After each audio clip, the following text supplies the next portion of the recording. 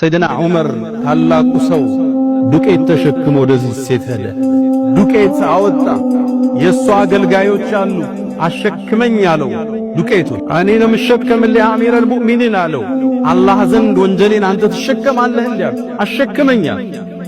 ሰይድና ዑመር እንደምታውቁት ቀን አገር ሲመሩ ይውላሉ።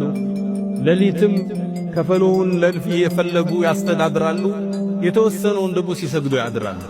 እኔ እኮ ይላሉ ቀን ባርፍ አመራሬ ሕዝቤ ችግር ውስጥ ይወድቃል። ሌሊት ባርፍ ጌታዬ ጋር ማወራው ወሬ ስለሚቋረጥ ነፍሴ ትጠፋለች።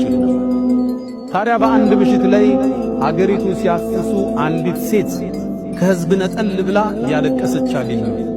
አንቺ ሴት ሆይ ምን ነካሽ አሏት። አይ የኛና የዑመርን ነገር አላህ ያስጠየኝ አለች። ምን ገጠመሽ? ይሄው ምበላው የለኝ ተቸግሬ።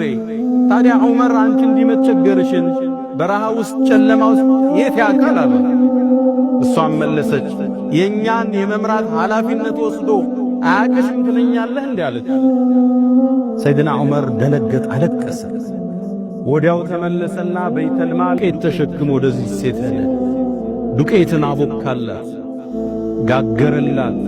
ዘጋቢዎች ምን ይላሉ?